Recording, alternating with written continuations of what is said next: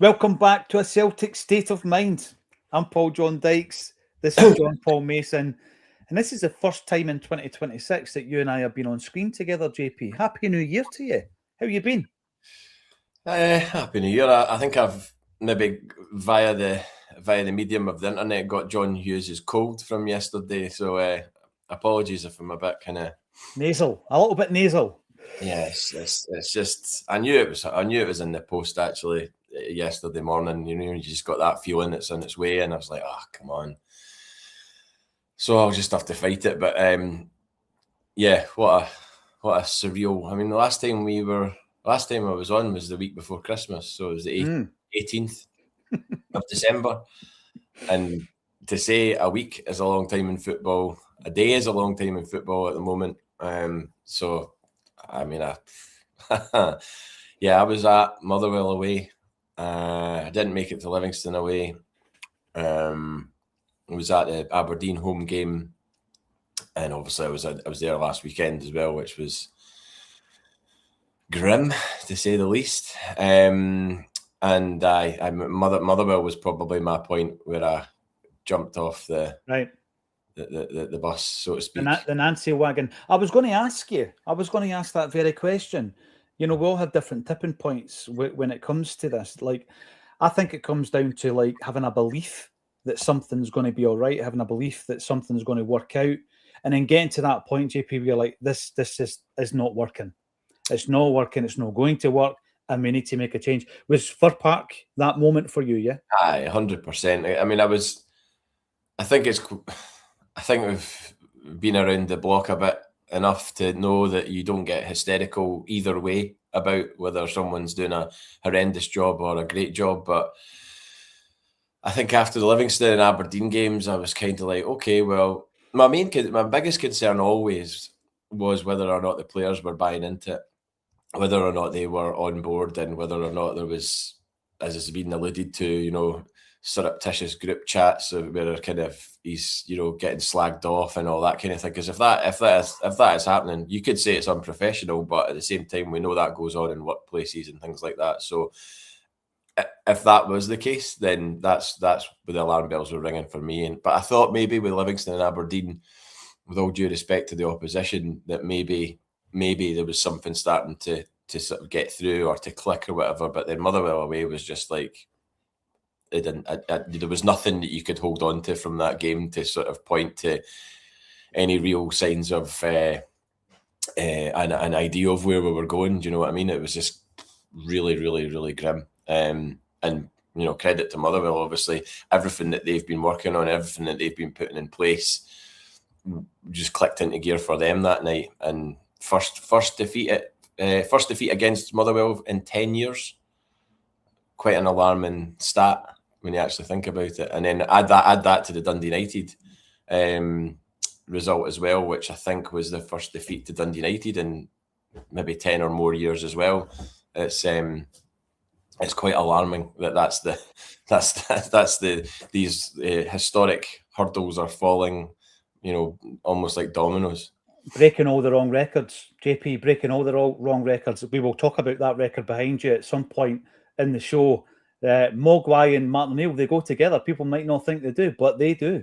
And I want to talk about, you said there how, 7 days in Celtic's like a lifetime. Check this out. This is some of the thumbnails that we went through in the last few days, JP, right? So we're starting off by saying how to save our season. Almost like a manifesto, a malcontents manifesto, JP. How to save our season. Now, my own take on this was the first thing you had to do was remove the management team. It's all out there. It was on a previous episode, how to save the season. And that was followed up by, your time is up, guys. It's time to go. And we're screaming from the rooftops. You make the change. The tipping point has happened. End the charade now. Peter Lawwell's already out the building, and I'm saying Nancy and Tisdale should follow. Then we're saying to Dermot Desmond, start acting like a big club. Now, by the way, we're not saying that these messages were getting through, JP. This just shows you the variety of emotions that we were going through over the last week or so. Then we hear Nancy and Tisdale are sacked on the same day that we're telling the club to act like a big club. Then Martin O'Neill returns with a tracky top on. And then cometh the hour cometh the man, Martin O'Neill. So we'll be talking about Martin, but just about every image that I use at the moment of Martin O'Neill, he is wearing that tracksuit that has become, I think, part of Celtic Curio legend. Now, Celtic Curio is a fantastic Twitter/X account. Go and check it out. Do some brilliant artwork and unearth some curio, as the name would suggest. But over the last few weeks, we have had some Celtic curio. Now, what do I mean by that? I'm talking things like, Henrik Larsson's headband, Callum McGregor's face mask, JP. See on that, by the way, the Henrik Larsson headband. Yeah. I finished watching series 2 of The Sopranos over the Christmas period. Now, the bear in mind, it's the first time I've ever seen it. So you're working your way through that? Yeah. Nice. Yeah, it's a long time coming. I've been meaning to do it for ages, and the more people that you speak to, they're like, "You've not seen The Sopranos? I know. What are you doing? What are you doing watching X, Y, or Z when you've not seen The Sopranos?" And I'm like, "Okay, fair point." But there's an episode where they change up in the restaurant. Now, I'm by no means an aficionado of this show, so forgive me for not remembering everybody's names and everything like that. But there's an episode where they change up the mineral water that they use in the restaurant, and it's Ramlosa that they use, right? Which is the headband that Larsson wore when he arrived at Celtic was sponsored by Ramlosa. Only you could take us from Larsson to The Sopranos. JP, talk about curio. That's phenomenal. I just as soon as I clocked the logo, I was like, wait a minute, because I looked that up because I was always curious what Ramlosa was, and it was years later, obviously, with back then. I don't know. Well, you did have the internet, but it wasn't quite as informative as it is now. And I found out that Ramlosa is a Swedish mineral water. So there you go. Strangely enough, JP, someone very recently, again going back to the social media channel, managed to purchase. He's a collector of Celtic memorabilia, and he managed to purchase an entire Henrik Larsson match-worn kit, including the headband. And it did have something written on it. So there you go. I think initially it was Ramlosa, and then he eventually, maybe it was a different, like a sports sponsor or something like that. I think, but definitely the first headbands that he wore were Ramlosa.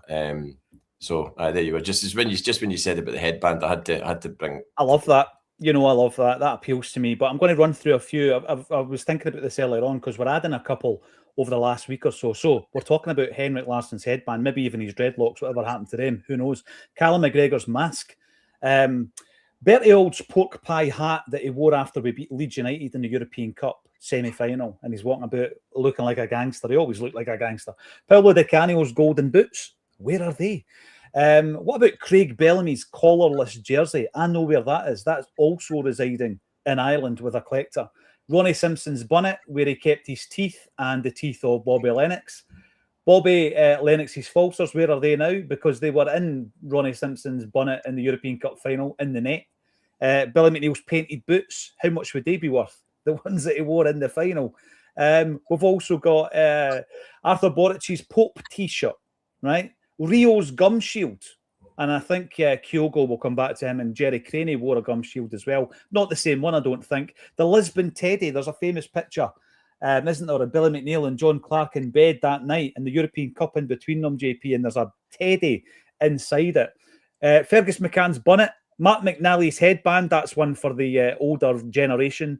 We've also got Lustig's police hat, Tom Boyd's jester hat, the Smell the Glove T-shirts, Bruni's shades, and we can add to the collection Martin O'Neill's tracksuit top and Nancy's tactics board. There you go. The last week has given us that level of madness. Talk us through it then. I reported on it on that fateful Monday. We did our usual 12:30, and I basically said, JP, at 1:30, I'll see you again tomorrow, unless there's breaking news. So people think that you were in the know, and obviously I wasn't. And then the news breaks. I was convinced you were, by the way, and just to confirm, you weren't, because I've asked you off air about this, and you definitely were not. No, did not. There was a, there was a kind of deep, kind of seated belief, JP, that the board were going to dig their heels in on this. That was where I was, and I think at 12:30, That's what I was thinking. The board are actually going to see this through. We're going to go through January and present them with players from the Israeli league, get 20-year-olds, and like you said to me yesterday, players that don't even have a Wikipedia page, unknown £2 million punts. And I'm thinking, this is not good. This is going down a track here of not no return, but this is going down a track of 2 or 3 seasons of pain. And we need to do something about it. But no, you're right. I didn't know. And then when Nancy goes, I come back on. When Martin O'Neill returns, I'm back on. And it was an overused word. It was pretty surreal that day. How was it for you? You must have been knackered as well, because I was on a show. The last time I was on a show, we were kind of, remember, we were kind of hanging on. But we were not hanging on That's for right. an extra half hour. It's because of the Peter Martin. That's right. Yeah. Part. Mm-hmm. And after like an hour and a half, I was on fumes really by the end of that. So to have put in the hours that you did on Monday, and folk will say, "Oh, well, he's only talking." He's only talking about it. It does take it out of you a little bit, when you're trying to concentrate on what you're saying and doing your best to be as eloquent as you can. I'm not saying I am or we are or whatever, but it's quite taxing. As much as when I come on here and speak to you, I just think about the fact that we're just catching up and talking nonsense. To do the hours that you did on Monday were as well as everything else that's going on, your brain's constantly ticking over and thinking and That's what's right. next, and if trying to, because you're constantly evaluating Celtic, so am I, so is every fan, and you're constantly evaluating the situation and trying to make sense of it. And the situation kept changing, almost by the hour on Monday. So you're trying to get your head used to one thing, and then you're like, right, presented with the next thing, and you're also fully aware of the league table and where we are and the challenges that are ahead. But just before we go on, when you were reading out all those things there, like all those different artifacts, it made me think of a TV show that dropped its 3rd series over the Christmas break as well, which I absolutely love. If you've not seen it, you will love it. It's called King of Collectibles on Netflix. I have not seen that. Well, there you go. Yeah, I guarantee you will go down. Start with the 1st series. It's just it's a real life not documentary. It's just a real life show about a guy called Ken Golden who started this collectibles business in America, and he's built it up to become it. eBay bought it off him. Yeah. So he went from turning over however X million to 100 million, and his target now is to become $1 billion business. So he buys collectible stuff, things like trading cards and jerseys, whether it's NFL or basketball or whatever. And he's got such a good reputation now that he goes and visits collectors and goes into their house and they show him their collections of various things. So, I mean, the sort of things you were reading out there to a Celtic collector are, like Boric's Pope t-shirt from Ibrox. That probably somebody would probably pay good money for that. No, but I mean, one of the things that they sold was a Cheeto that was in the shape of a Charizard from Pokemon, right? And the guy that was in his team was like, I'm going to get all the social media right behind this. I'm going to, this will sell. And all the folk were kind of almost laughing at him. It sold for $80,000. Wild. But this is the thing, though. I have twice been in McTears in Glasgow, the auction house. Mm-hmm. And just even being there is an interesting thing to do. Just to see the whole psychology, the people who go there on a regular basis, those who have got lots in there and their, family heirlooms and all that kind of stuff. Obviously, my focus is always on the Celtic side of things. Let us know in the comment section, other curio, or other items of Celtic curio, where are they and why are they not in a museum? We'll come back to that museum at some point in the future. JP, your ability to archive things is very, very impressive. I'm nowhere near that. What we got here? On that. What we got? By the way, that was seamless. That was a seamless. You mentioned on Monday on one of your many streams something about a certain piece of curio that I have, and I can't remember the context of how you brought it into play. But for those that are listening on audio, I'm holding up a Dennis the Menace fan club. No way. Aye. Obviously, I still have it. There you go. Oh, JP, man. We've cut from the same cloth because that Nasher's got the googly eyes and it's got furry. It's got like a wee furry consistency, that badge. That's incredible. That's incredible. Who kept it all together? JP Mason did. There we go. It's one of those, that to me was like, that was kind of everything to me at age whatever I was, 7 or 8 or something like that. There's no way I'm binning that. I mean, I love that. I don't know if it's worth anything. Probably not. There was a lot of them made, but I just I've always kept it because I love that. I absolutely love it, JP. Phenomenal work. Right. So what are we going to be doing today? We're going to be looking at what's happened, but not just that. What next? And I think that's almost as important. People might be looking at the tagline today, JP, which reads, how the board and fans can come together to rebuild Celtic. And people might think, oh, come on, man, that's a bit dramatic. Rebuilding Celtic, you just lost a few games. No, I'm talking some of these issues that have been laid bare in the last few weeks and months, JP, particularly the disconnect between the fans. And I'm not going to say the club because it's not the club. The fans are not disconnected from the club. The club is there. It's the people within the club, the board, that are disconnected from the fans. And it's about how we can come together to rebuild, not just that relationship, but rebuild the reputation of Celtic Football Club. I mean, look, when Nancy comes in and he's binned after 33 days, as a football club, we'll get over that. But there's a reputational damage there as well in terms of how you do business, JP. How those in the MLS are now viewing us. I've seen a lot of that online. You know, basket clay, Scottish football's a basket case, it's a backwater, it's tin pot. And you almost play into the hands of the detractors of the Scottish game. I don't think you can think like that. You've got to make the right decision. And the right decision was made. But I want to talk about the rebuild. I want to talk about coming together.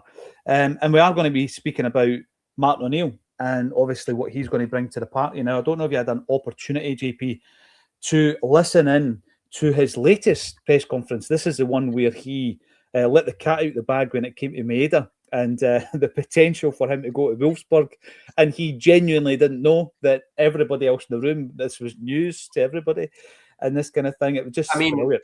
I'd heard that, not by any kind of nefarious means. I was aware that it was a Bundesliga club, and I think I'd heard somewhere mentioned Wolfsburg, so it wasn't a huge surprise to me. But I suppose when it's coming from the current manager in situ, that you know that it is now actual fact that's the club in question. But yeah, I did see that at press conference. I mean, I was watching it, and you know, he was criticised the last time. This is his second tenure, his first interim spell. He was criticised for, you know, trying to crack jokes and maybe taking his after dinner speaking repertoire, if you like, onto the screen. I didn't have an issue with it. I just felt, you know what, you know, it's all about just trying to get everybody to relax here. Because if you're not, JP, you can't do your work. If you've got like tension, and I can only imagine what it's like for a top class athlete, tension in the room and issues between this faction of the dressing room and this area of the management, then it does take an individual to come in and just raise that tension. Absolutely, and improve the mood and improve the atmosphere in the way that I think Martin O'Neill was doing that first time round. He was trying to put a bit of humour into the scenario and into the situation. But there is humility in there. And I'll never forget, like any Celtic supporter, the speech he gave on the steps the first time he was announced as the manager. There was humility there. He was talking about Rangers as the benchmark. I will do everything I can to bring success to this club. He didn't stand there and say, we're going to win the league, we're going to win the treble, and I'm going to take it to a European final.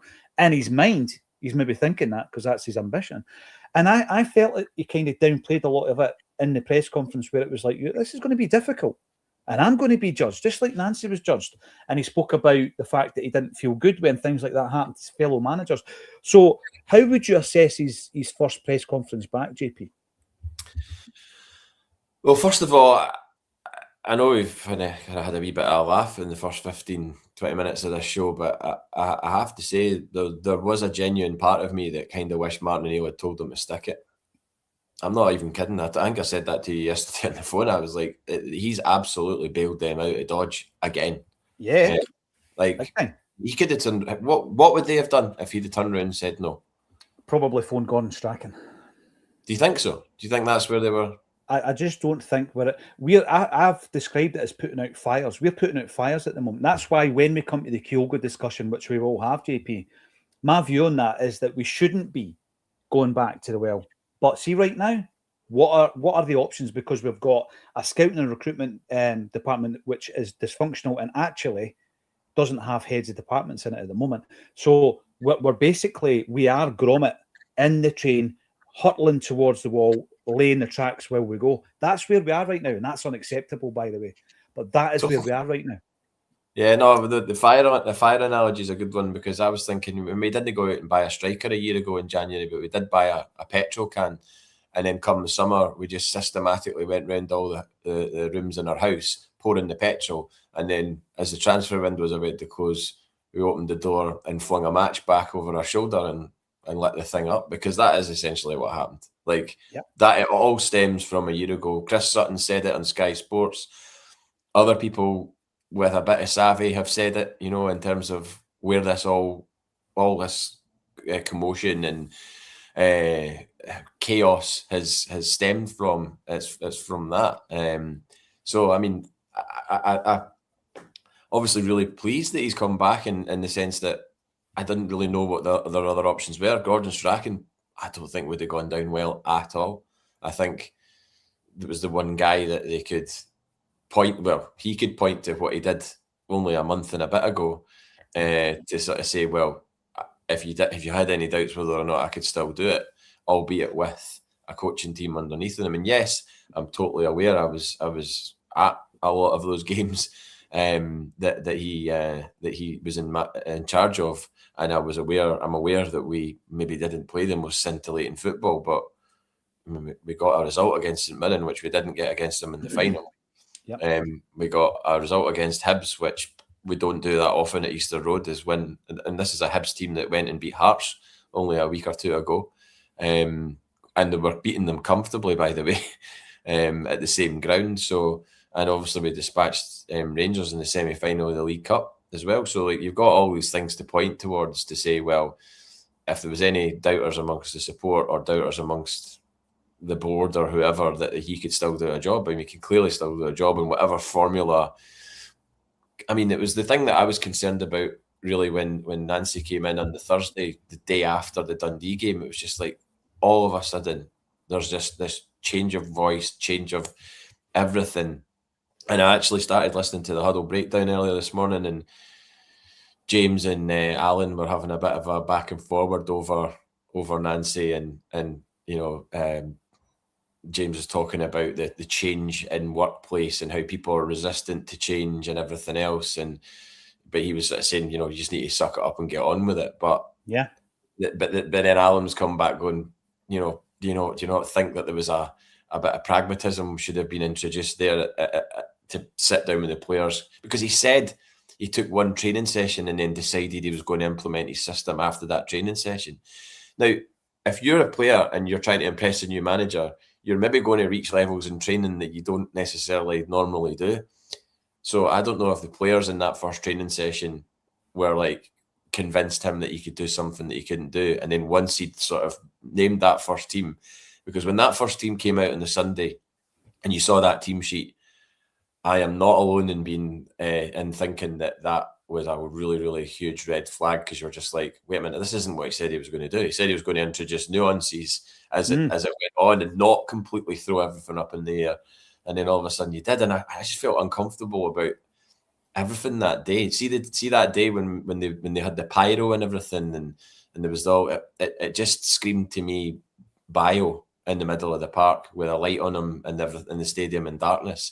It was like, you know, you're making this big fanfare, but then you're not doing all the other things that normally managers get as well, i.e. someone sitting next to them at a press conference, you know, the pictures in the suit, you know. I'm not that I don't want to get dragged into, oh, we should be wearing a suit or anything like that. That's absolutely not, that's far down the list. I'm more talking about the optics of his announcement were not good in terms of nobody was sitting next to him. There was none of that. Every other manager that we've had installed in my lifetime that I can remember has always had a kind of an announcement or like some sort of like, oh, well, this is, that you can point to. And the announcement to me was him getting out of that car at Lennoxtown and being greeted by Michael Nicholson.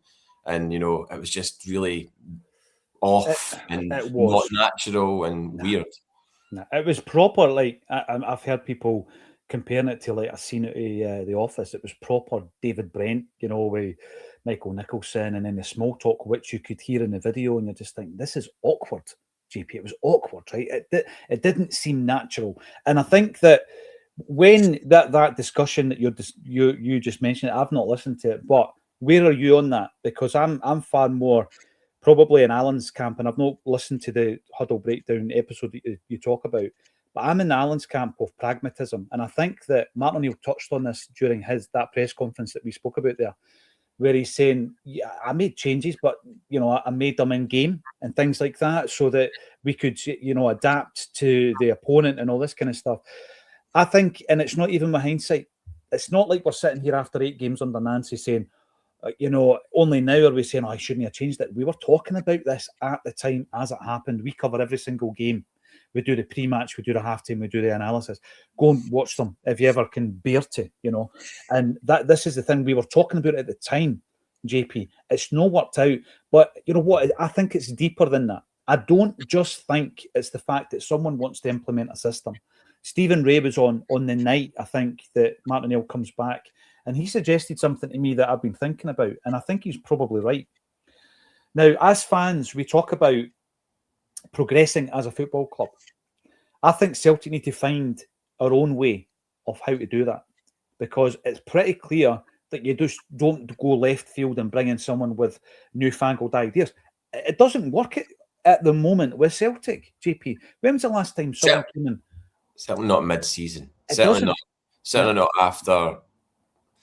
And the environment that he came into in terms of the turmoil with the club and the Celtic fans collective, which exists for a good reason. Let's not forget that. All of that, and the fact that you're moving away from Brendan Rodgers, who's such a successful manager. Yes, Martin O'Neill was the interim, but at the same time, you've got to remember that the last permanent manager was Brendan Rodgers. And regardless of what you say about Brendan Rodgers, he was hugely successful at Celtic. There's no argument over that. I don't know how anybody could say that. So you're going from that to Wilfried Nancy in December in a season where your rivals are Hearts, essentially, at the moment, and now they're Rangers as well, obviously, but like Hearts are out of nowhere now a competitor, and have beaten us home and away this season. Have beaten Rangers home and away this season. I don't think that's happened for a very, very, very long time. So to do all that at this point in time is probably even more, I would say reckless is probably the word I would use. Reckless seems to be the best word I can think of in terms of. I don't think Wilfried Nancy is going to become a John Barnes in terms of you'll never see him manage a club again, and or he'll maybe dip his toe in at coaching at some international level. I think John Barnes maybe did something with Jamaica after Celtic. Jamaica and Tranmere Rovers, yeah. I the narrative about Wilfried Nancy right now is that he's this dumb guy that doesn't know what he's doing and all the rest of it. He clearly does. He clearly managed in the MLS. Whether that's a higher or lower level in Celtic, that's a different podcast probably. But I don't think he's going to disappear into the wilderness as a manager. I think maybe with Wilfried Nancy going in at the start of a pre-season with the ability to sign players with a club in a stable situation, there's a different outcome. It's just, as everyone said, it's a wrong guy in the wrong film at this point in time. You know what I mean? It's just that's it. There's so many different elements to this. The timing was wrong. It's easy to say that the guy was wrong. I think he was actually, right? But his approach to trying to stamp his authority, at the time you could say, wow, fair play to him for being bold. But it didn't work. So you can only say fair play if it works. You know what I mean, JP? This is a results business. Martin O'Neill spoke about that. Was one of the first things he said when he was talking in his press conference. You can have all the ideas, all the qualifications, and the backstory that you like, but if you don't win football games, you won't last here. Mm-hmm. What do you think the tipping point was for the board to make the decision? Because I am veering more towards, listen, we know why the Celtic Collective exists. We know why there's a lot of unhappy fans, JP, but we also know that there's an element of that which is ignored by those at the football club, right? I think, and I might be wrong, but I think when you start hearing players like Luke McCowan coming out and Austin Trusty coming out, and they don't seem convinced in the manager, that must be a huge warning sign for the board members as well. I don't doubt it. I mean, I struggle to believe or struggle to comprehend that there wasn't. I mean, for example, was Callum McGregor consulted over this whole thing, or was it just a case of here's your new manager, captain of Celtic that's been there for nearly 10 years as a captain, or not as a captain, but nearly 10 years as a first team player, and one of the most decorated players in our history. Or was he brought into the conversation? Was there any discussion with him about how the players may or may not react to this manager coming in with this style? Or was it just a case of, like I said, there you go, here's your new manager, just the same way as you saw the manager being introduced to players on that cringy video where it was just like, this doesn't feel. It didn't feel like Celtic. It felt like Celtic trying to be something that they weren't. Did Nancy know who James Forrest was? I don't. I genuinely tongue in cheek, JP. Tongue in cheek. It just, like you say, it was awkward. It really was awkward. But at the same time, I don't think that as a football club we covered ourselves in glory. Now, I don't know who you expect to be doing the introductions at that stage, because Michael Nicholson's brought him into the building, right? Like physically, and it's been filmed. And then Paul Tisdale is standing next to James Forrest, and it's almost just like, what are you up to, mate? Just stretching. I'm going to do some runs in 20 minutes. All right, okay then. See you later. And away. For me, it should have been, this is James Forrest. This is the most decorated footballer, if Nancy didn't already know, in the club's history. I just felt it was all a bit woolly, and there was no conviction, JP, from the club side. There was no conviction. Like you said before, I think that's what worried me. There was no unveiling, none of that. None of that whatsoever. And, he's gone. He's absolutely gone. And we need to focus on not making the same mistakes again. Now, I'm talking about putting out fires and being on the trail, the rail track without the track being laid.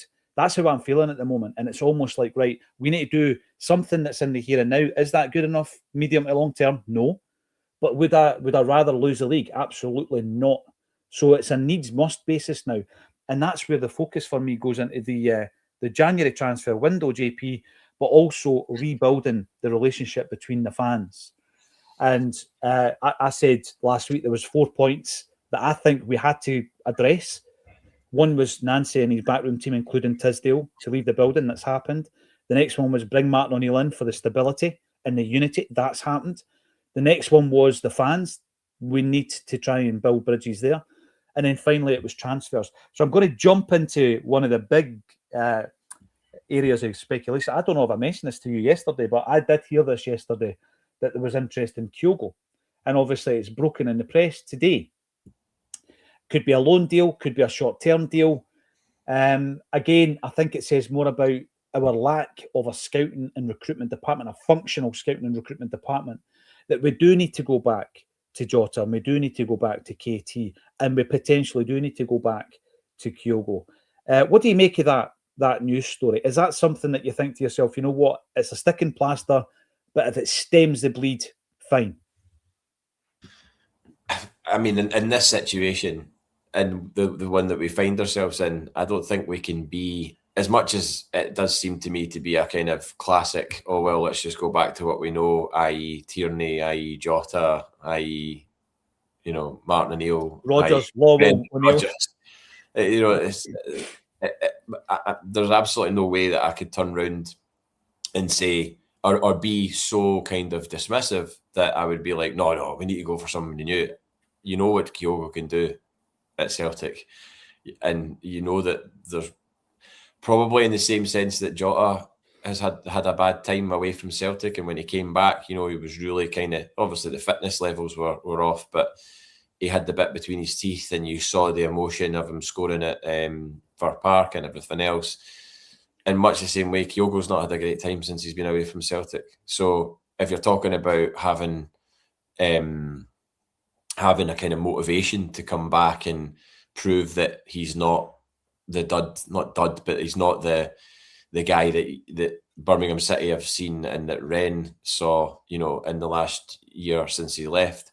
But my question would then go back to the mystery over him leaving in the first place, because there's two conflicting reports. Obviously, Brendan Rodgers has said publicly Kyogo wanted to go in the summer of 2024, and we didn't facilitate that, or somehow it didn't happen. But then it didn't happen a year later with Maeda, so we know that we're terrible at that, amongst many other things. But the Kyogo thing, that I read a different sort of angle on it, that he didn't want to go, and that nobody tried to convince him to stay. The only person that convinced him to stay was Daisen Maeda.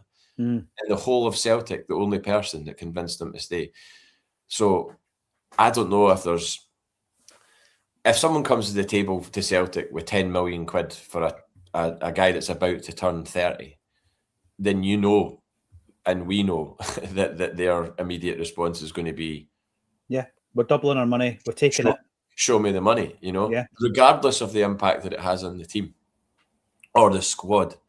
But I obviously, if he's willing to come back, and I don't know if this is even on the cards, but if he is willing to come back and he has that appetite, then we would be absolutely foolish, regardless of whether it's going back to the well or a guy. I mean, it would be very, very Celtic-like to replace Kyogo with Kyogo. See, the thing, JP, it says a few things to me. It says we don't have a functional recruitment and scouting department. All their babble about we're this and we're that, it's all out the window now. It's all out the window. But that doesn't lead me to say don't sign him, because then I would ask the question, is he better than what we've got? Resounding yes. And then someone might say, and I'm trying to think of the argument, the counterpoint here, they might say, but that was Kyogo under Ange that you're thinking about. And I get that as well, because he had 2 excellent seasons under Ange. He then plays under Brendan Rodgers. He's less prolific under Rodgers, but he plays a lot of games. I mean, when you look at his time under Rodgers, in season number 1, he plays 50 games. He plays virtually every time he's available, he plays. Only scores 19 goals, which is not as good as 34 goals in 50 games the previous season under Ange, the treble-winning season. And then in his final season, and of course he leaves in January, he plays 32 and he scores 12. And so he's not as prolific under Rodgers, but he plays a lot of games. And I think that in this team, again, I get people might look at the Dundee United game in particular, and maybe the Rangers game as well, and say that if we have a centre forward, we're having a different discussion after both of those games. I get that, but we missed far too many chances. The Kyogo of the last season and a half, the Kyogo of the last 18 months probably misses him as well. So I totally get that argument. He's not been scoring goals for Rennes. He's not been scoring goals for Birmingham City. But under the circumstances, as a quick fix to get us through to the end of the season, because this is where we find ourselves, JP, and we'll come back to who should be held responsible for that at some point. I would, if it was a simple enough one. Another thing I would say is, obviously, Birmingham were in for Yang. And Yang has started to show glimpses that actually he might be a right winger. He actually might be a right winger for us. And I'm not just basing it on the Rangers game, in which I thought he was excellent. I thought he was brilliant in the Rangers game. Not just the goal. I watched it back. JP, some really good defensive play, created a few chances himself. Martin O'Neill, I think, tapped into something with Yang, and he's shown me glimpses of it since O'Neill left. If it's a straight swap for Yang, are you doing that? If it's a loan deal, are you doing that? Where are we with Kyogo, in your opinion? Oh, like you said, I mean, you've got to put aside your grievances in this point, in this particular moment in time, in your criticism of Celtic and their recruitment policy, if you could even call it a policy, to accept the fact that, I mean, it would be a no-brainer for me if you were getting Kyogo on loan till the end of the season or something like that. I don't think surely nobody's going to argue with that as a Celtic fan. I wouldn't want him to be the only striker that comes in. I don't think you can just put it all on him, because I think that's a lot of pressure. But maybe his year away from Celtic has shown him that the grass isn't always greener, and he struggled. I mean, the Ren move was a weird one in the first place. Birmingham City just seemed like a kind of get out of jail card. Remember the Man City links? You remember that? Mm-hmm. Yeah, I do. But it would all be about the player and the player's motivation.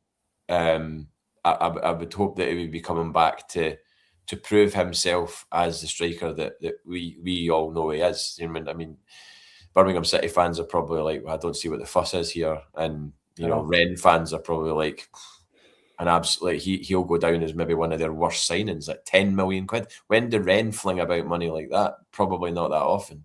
So, but to us, we know what he's done, and the guy will always be an absolute hero to me for particularly that first season under Ange, where he just brought back a joy to football that had been missing for 16 months or whatever in that COVID time, where it was just horrific. Not least the fact that we were horrific, but the fact that you couldn't go to the games was horrific. And then to go back to see a team that Ange built, and Kyogo was at the forefront of that, really, and the League Cup final against Hibs and everything. I mean, that's just it's iconic.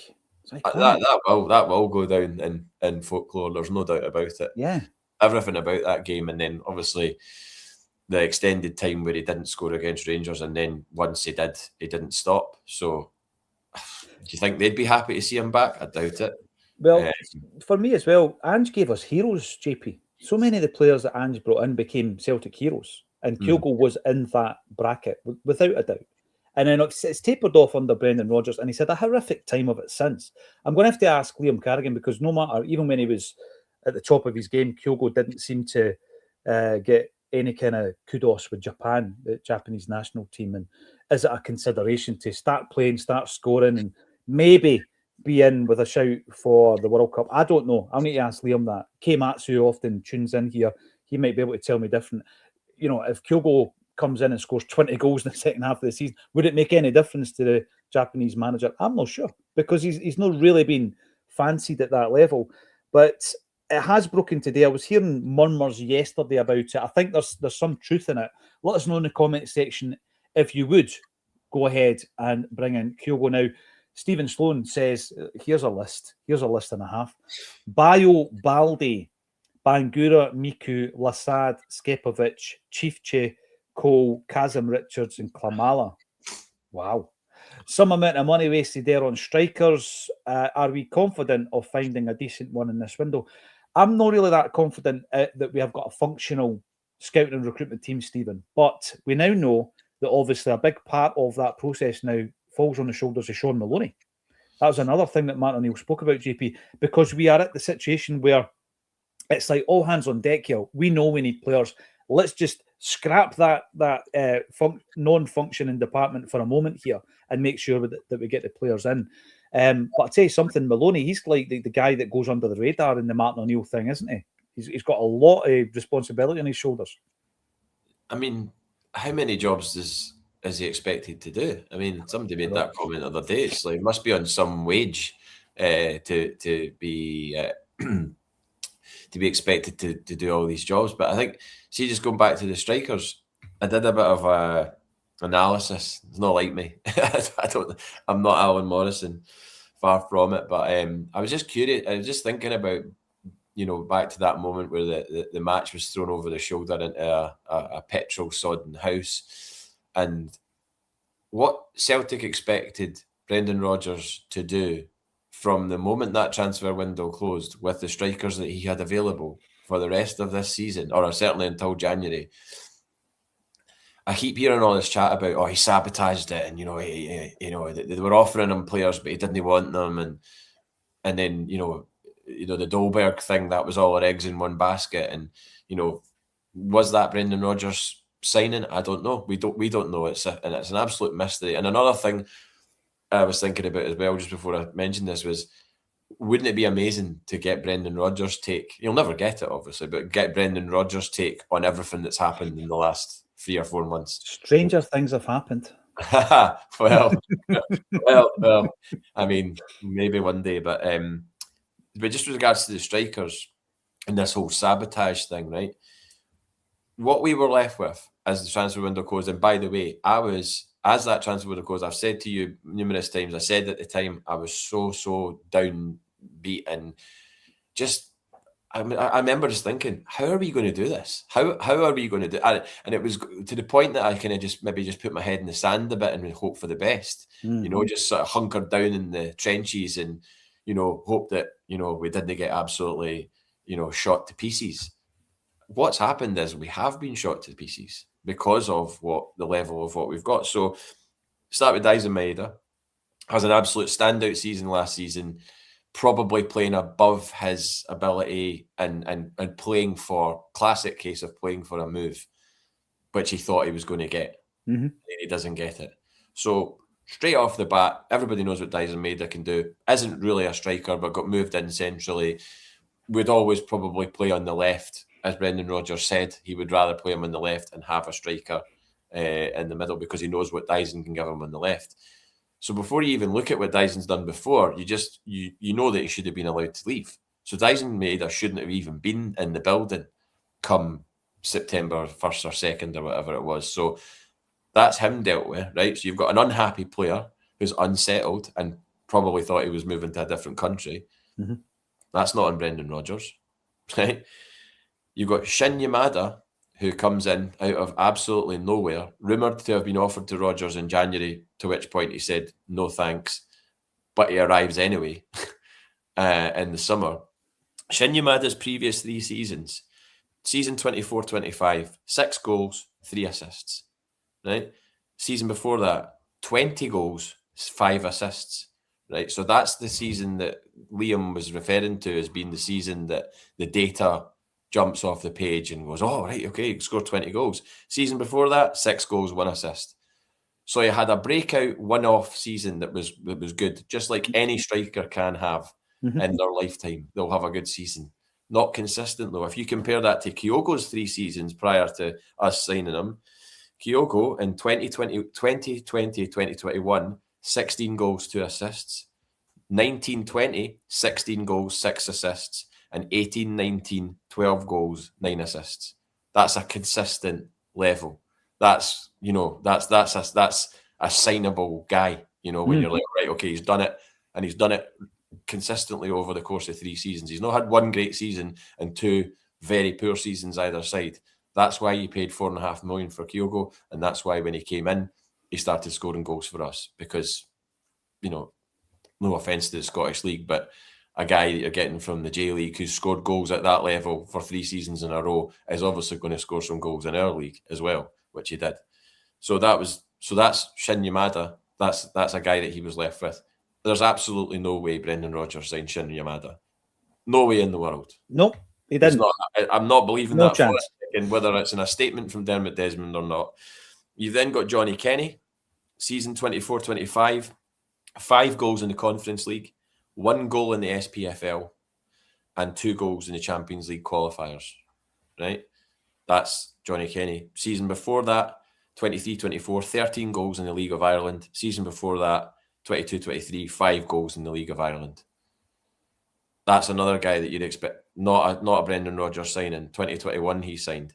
Callum Osmond never played a professional game in his life. Now people will point to, oh well, but he scored that goal against Rangers. He scored a goal in a semi-final in a team that was, buzzing against 10 men in a semi-final. Do you honestly think Callum Osmond, had he been fit and been played from the start of the season, would be on like 20, 25 goals by now? Absolutely no way. The guy's not got the experience. So again, you're leaving them with that. And so transfer window closes. We don't have a striker. Adam Ida's sold. And then we get Kelechi Iheanacho in. And this is Kelechi Iheanacho's previous 3 seasons. 24-25, 1 goal in the Championship, 2 assists, 3 goals in the Copa del Rey.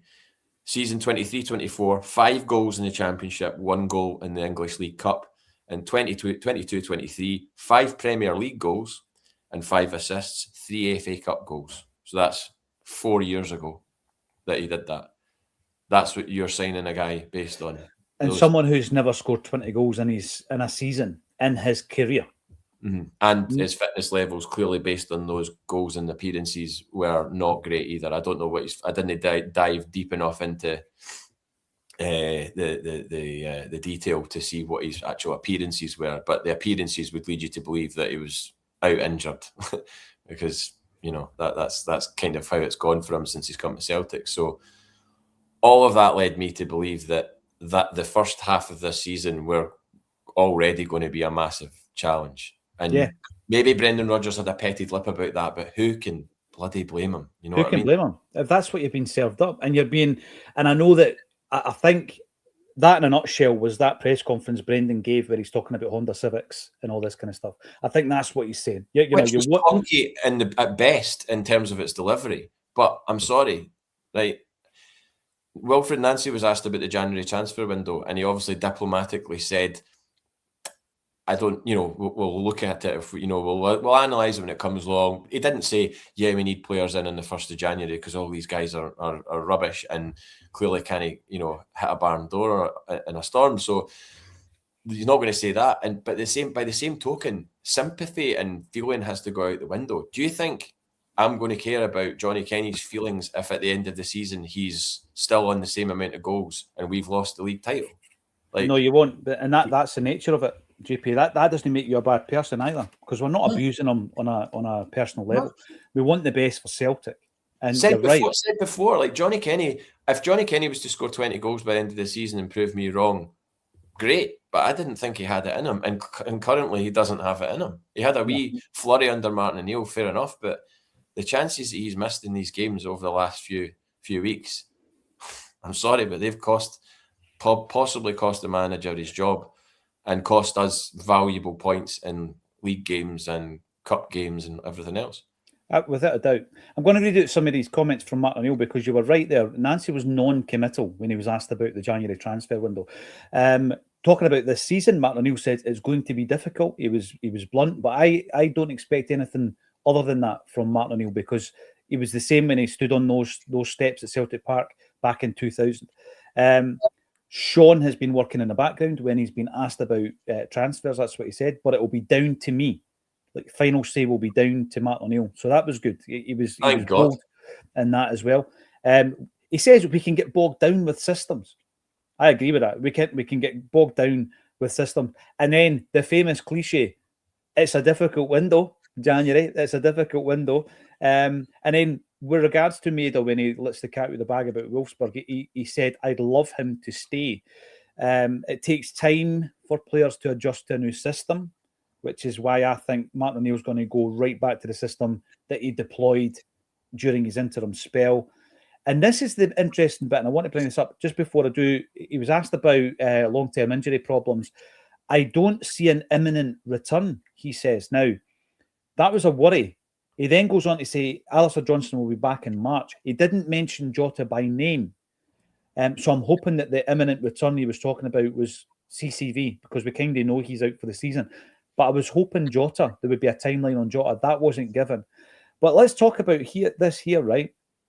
He says, and this is a very interesting quote, the football club is the fans. Mm-hmm. Right? So, and that was, I thought, one of the most interesting things. So he says that. And then I'm going to bring in Jungle Lion on the comment section here, who says, Wilson, we're talking about Brian Wilson, interim chairman, calling for unity. He did.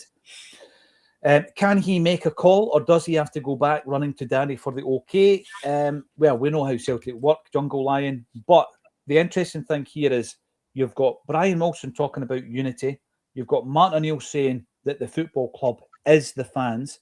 You've got the collective JP putting out a statement, a lengthy statement, a well-worded statement saying, right, this is an open letter. This is the olive branch. They want to meet with the football club, and it was an olive branch to Brian Wilson. Martin O'Neill was then asked later on about whether or not he would speak to the fans. He says, of course I would. So I think we're in a situation right now, and there's 3,600 fans listening in at the moment, JP, which is why I didn't want to talk about this too early. I wanted everybody in the room first, because I want to hear what people think about this. So everybody seems to be saying the same thing in different ways, JP, right? So you've got this disconnect between the board and the fans, but we're all talking about unity. We're all talking about coming together. We're all talking about, look, this isn't ideal, but let's get to the end of the season, right? And a big part of that, as I spoke about yesterday, or I was going to speak about yesterday, and the boys did, is getting the fans back in the stadium. But all of that can only happen if we communicate and if we engage, right? And I'm going to throw something out here. I actually believe that we're at a point where everybody wants the same thing here, right? But we're not going to get there unless there's that wee bit in the middle, that compromise in the middle, right? Sometimes the best thing to do there, because I heard that yesterday suggested that Martin O'Neill could be the mediator. Martin O'Neill's a football manager, right? He cannot be coming into this situation and also being a bridge to mediate between the board and the fans. Come on, I think he would do it, but I don't think that's a good option. You were just saying there, how many jobs do you give Sean Maloney? Exactly. Let Martin deal with the football. Let him deal with the transfers. Let him deal with all that, right? But we do need a mediator, JP. We do need someone now. It's going to be a very difficult one because regardless of who you suggest, people will say, you know what, they're too much in the collective's pocket or they're too much in the board's pocket. You're going to have a mediator of some description. Do you think that's the way forward? Find a mediator, put them in the meeting, chair the meeting, and we can get to some kind of conclusion and compromise from there. I think it's a good shout, yeah. I mean, I think when we were talking about this, I think we were talking about a few months ago now when we were talking about people that could be involved in the Celtic Fans Collective, and I put forward Bernard Ponsonby as being somebody that could, do that, but maybe he could do this instead and be the, or someone like him could be this instead. So he's not attached to the Celtic Fans Collective. He's not attached to the board. He's never had anything to do with Celtic in that respect, as far as I know. A very eloquent guy and intelligent guy and reasonable, rational guy. I don't understand. I don't think that there would be any kickback to him. I can't imagine there being any online discourse against someone like Bernard Ponsonby. You maybe get the odd couple of folks sort of saying, what's he got to do with it or something like that. But I mean, I've met the guy a couple of times. I've listened to him speak. He's so passionate about Celtic, and he could certainly point out the flaws maybe on both sides if there are. I mean, we know there's 100% flaws at the Celtic end. I'm yet to really see anything come from the Celtic Fans Collective that I wholeheartedly disagree with. Everything I've either shared or liked or whatever, when they've put it up online. I mean, the statement the other day forensically took apart everything that's happened in the last sort of year, basically, to the point that I don't know how anybody could read that. And if you're reading that and you're on the Celtic board and you're arguing with that, then we're in real trouble. Like, even if you wouldn't say it publicly in the room with the other board members or whatever, but as soon as you close that door on your way out of that room, you're probably saying to yourself in your head, we've made an absolute mess of this. This is where I think mediation works, JP, because you need that fresh perspective. That there's cultural blockages when you walk into a boardroom of any company whereby there's a belief system, and it's got so far down the line here with regards to that. It's almost like we've got to stop warring, because as Martin O'Neill has just said, so I didn't have to hack back to the 1960s or 70s for a quote here, the football club is the fans, with the emphasis on is, right? So we absolutely need to resolve this. I'm going to bring in some of these comments here because who is the mediator? Now, I was in that meeting and I've referred to it before. I was there with regards to it was held by the club. It was chaired by the club. The minutes were taken by the club. And you've got the legal team of the club there. People might say, JP Taylor, I love the guy. I think he does a brilliant job, but he's employed by Celtic. So we can't have that, right? We need someone who, they're not going to be totally independent, JP, because they will know people in both camps, right? They're not going to be completely independent, but someone who can mediate without having the favoritism of what the board believe or indeed what the collective believe. And I think that's what we need. I'm not putting myself up for it, by the way. I've got to say that's no the purpose of this conversation. Bernard Ponsonby was very impressive when he. Sorry for coughing. If anybody has a comment there, I'm really sorry. I completely forgot that I'm live on air and I've just coughed. So apologies if anybody thinks that's unprofessional.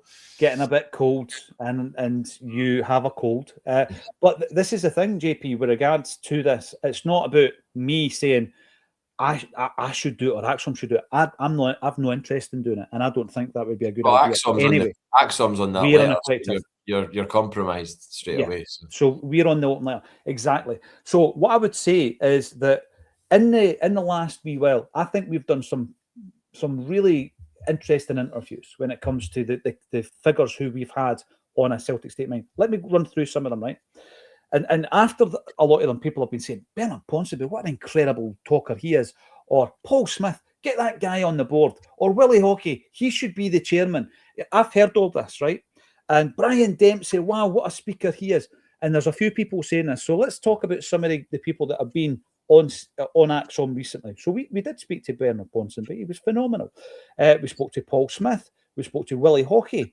We also spoke to David Lowe, Duncan Smiley, Brian Dempsey, and tomorrow I'm speaking to Stephen Craig, who you might have seen on previous episodes of A Celtic State of Mind. He's got a huge amount of experience when it comes to CEO level or business at high level companies, high turnover companies. Let us know, even just from that handful of people, who do you think would be a good mediator? Let us know in the comment section, right? Uncle Nobby Steamboat. 4 fans have been identified. Ban them and let the fans in. Simple. One of the biggest issues I had with the action of the board against the Ultras is the collective action of the board against the punishment of the Ultras, JP. You know, it's like you and me. We could go somewhere and be in a group and someone within that group does something, but you and me are punished for it. That's simply not fair. Mm-hmm. There's a bit of that, I think, even with the fan media ban. I mean, God knows what they think we've done. I mean, are we not allowed to question the club? Are we not allowed to criticise individuals at Celtic? Because if so, then you've got a real issue with your regime. You know, we are really going back to Pravda. It goes back to the Brian Dempsey speech at the where was it? Shettleston Town Hall? Shettleston Halls, yes. Yeah. When he said, stop thinking that anybody who dare criticise the board are mischief makers or malcontents or whatever, remember you are Celtic. He said that to the assorted assembled masses. So yeah, I mean the idea that having any sort of criticism, I mean, let's face it, how could they sit there now in the cold light of day today and think that they're immune from criticism given the state that we find ourselves in right now? 3rd in the league, by the way. JP, in October when we had that meeting, we were angry enough about the way the club was going. Since then, look at what's happened since then. Unbelievable. The Brendan Rodgers sacking, he was resigned, and then the statement, and then the saga of allowing Martin O'Neill to leave the building. Massive mistake. Bringing in Nancy and his team, huge error. And obviously the bans have happened as well. We've got, very quickly, JP, because I know you'll be nipping off, there is no unity while the board act like judge, jury and executioner. That's why we need a mediator. I absolutely agree with you. Jai 67 in the heat 67 comes in to say, come on PJ, it's been 2 minutes since you read a Jungle Line comment. What's up? Well, I've just read one from you as well, so that's fine. Acsom hosting a summit with Martin O'Neill, Nicholson and the GB. Well, what's going to happen here is this will all happen in private, right? I don't think Martin O'Neill's the guy to do it.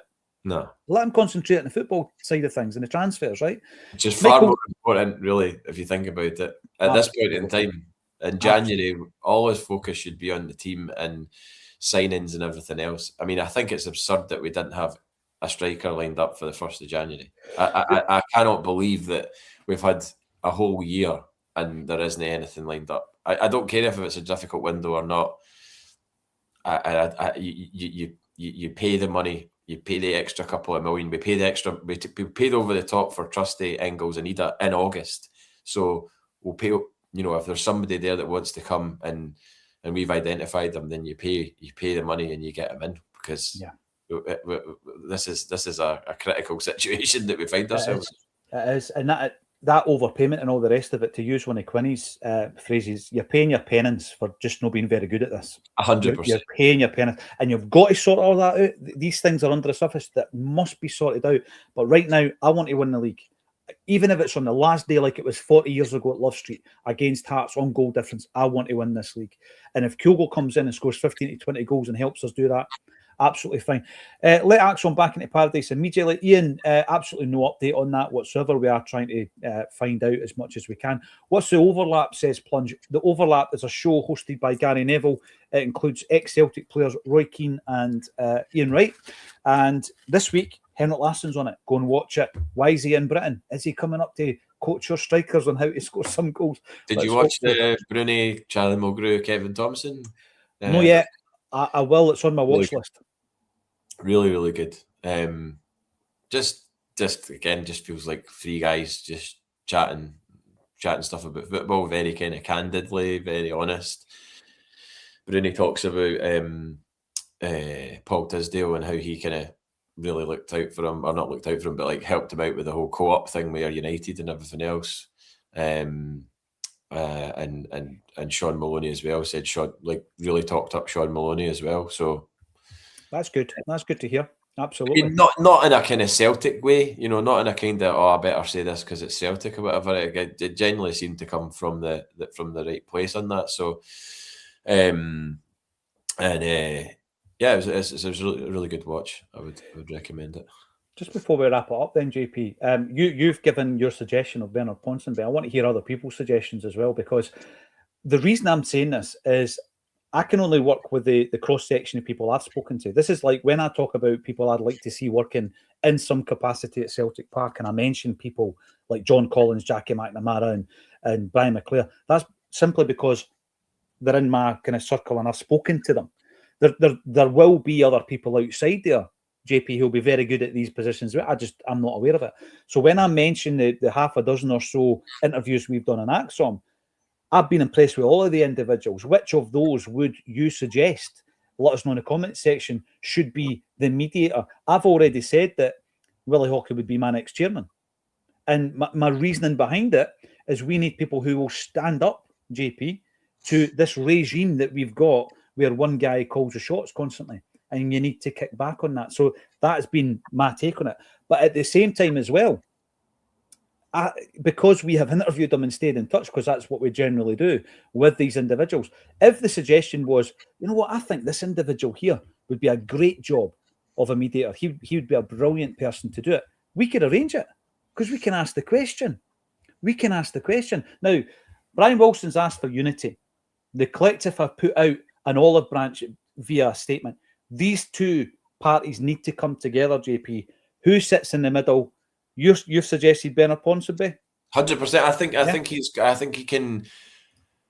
I don't think he would be perplexed by the situation or feel under any real stress. I think he would go into it in a kind of political, with a political mind. You know, looking at it almost like there's Labour and there's Tory, and I'm the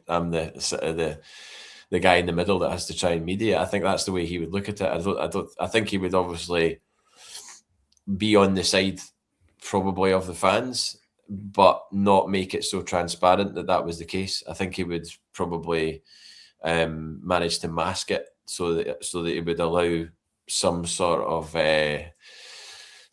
give, you know, to take place. I don't know. I don't know if it would even get off the ground. I just think that we went into that game on Saturday last week absolutely hamstrung, and like you mentioned about, you know, letting their fans in and not letting our own fans in just seemed a little bit absurd. And by the way, at halftime, Sean Balfe sits behind me. Hi, Sean, if you're watching. He was like, "Oh, you're in the Yang Gang now, JP?" And I was just like, great goal, obviously. And everyone's all kind of like buzzing, like, "Oh, we're winning 1-0. Where's this come from? Where did that first half come from?" And I said, and I quote, and I was being sarcastic, but I was also being serious. Okay, well, we just now need to wait until tactical genius Danny Rule tweaks a few things, and we'll probably lose 2-3-1 in the second half. And you were spot on. I was being facetious, obviously, but there was evidence to point to that happening in the second half. Jim Goodwin, Stephen Robinson, Derek McInnes. I mean, Bertel Askew we didn't even get a half against him. It was just miserable over the two halves. But I felt really I felt uncomfortable. Even when we scored the goal, I barely celebrated it. I was almost more stunned that we'd scored. So you didn't have the belief we were going to win the game? No.